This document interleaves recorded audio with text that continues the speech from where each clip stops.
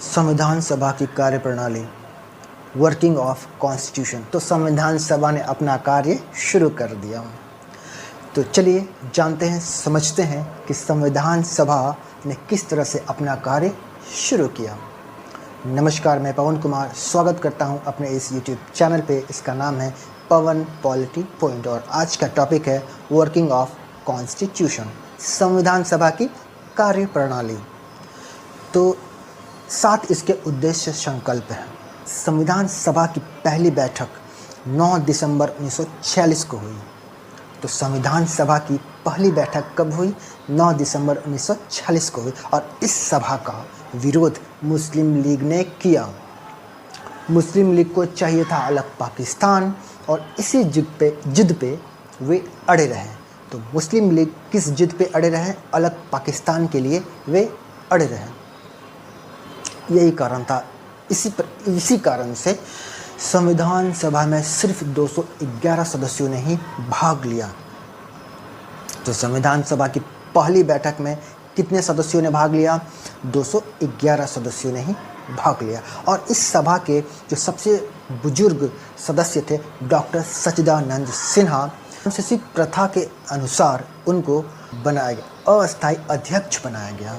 तो अस्थायी अध्यक्ष सबसे पहले किसे बनाया गया? सबसे बुजुर्ग सदस्य डॉक्टर सच्चिदानंद सिन्हा। तो ये है डॉक्टर सच्चिदानंद सिन्हा। इनको अस्थायी रूप से संविधान सभा का अध्यक्ष बनाया गया। बाद में डॉक्टर राजेंद्र प्रसाद को अध्यक्ष बनाया गया और 2 और उपाध्यक्ष भी बनाए गए, एम मुखर्जी और बीटी कृष्णमाचारी। ये बीटी कृष्णमाचारी हैं और ये एम मुखर्जी हैं। इन दोनों को उपाध्यक्ष बनाया गया। तो संविधान सभा के 2 उपाध्यक्ष बनाए गए। तो आइए जानते हैं ये जो 7 उद्देश्य संकल्प हैं, इसको समझते हैं। 13 दिसंबर 1946 को जवाहरलाल नेहरू ने ऐतिहासिक उद्देश्य प्रस्ताव पेश किया। उद्देश्य प्रस्ताव, जिसे अंग्रेजी में कहते हैं ऑब्जेक्टिव रिजोल्यूशन। तो उद्देश्य प्रस्ताव पेश किया और ये जो संवैधानिक संरचना है उसके मूल सिद्धांतों और दर्शन को निर्धारित करता है। तो देखिए, पहला जो इसका उद्देश्य संकल्प है कि संविधान सभा जो है, तो संविधान सभा भारत को स्वतंत्र संप्रभु गणराज्य बनाने के लिए घोषणा करती है और इस गणराज्य के ऊपर शासन करने के लिए संविधान तैयार करने का दृढ़ और गंभीर संकल्प लेती है। तो दृढ़ और गंभीर संकल्प लेती है संविधान सभा। किस लिए? संविधान को बनाने के लिए।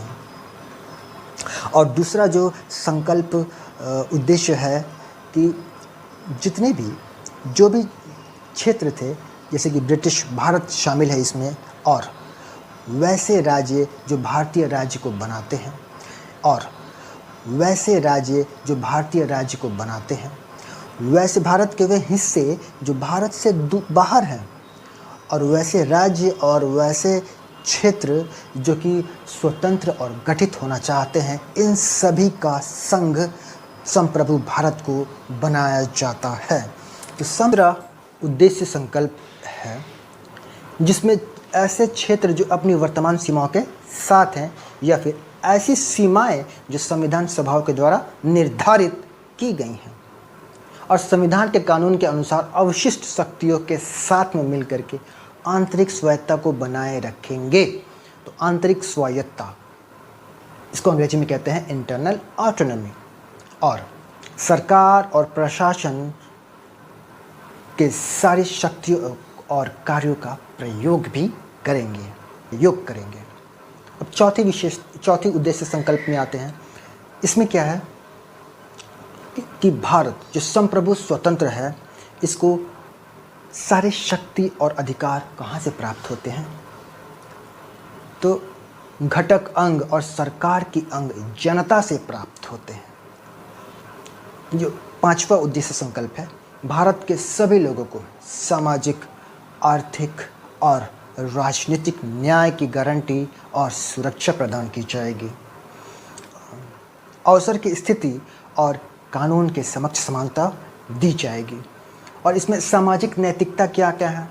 सामाजिक नैतिकता के अधीन पूजा, विश्वास, अभिव्यक्ति, धर्म और संघ। तो ये था 5वां। और 6th उद्देश्य संकल्प है। 6 उद्देश्य संकल्प है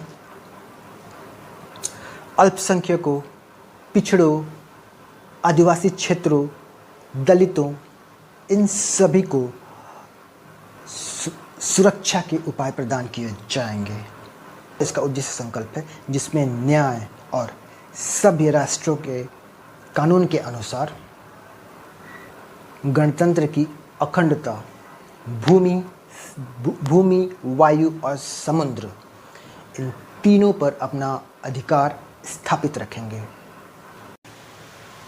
इसका जो 8वां उद्देश्य प्रस्ताव है, इसमें क्या है कि सबसे प्राचीन भूमि और ऐसा देश जो उचित और सम्मानित स्थान रखते हैं इस पूरी दुनिया में,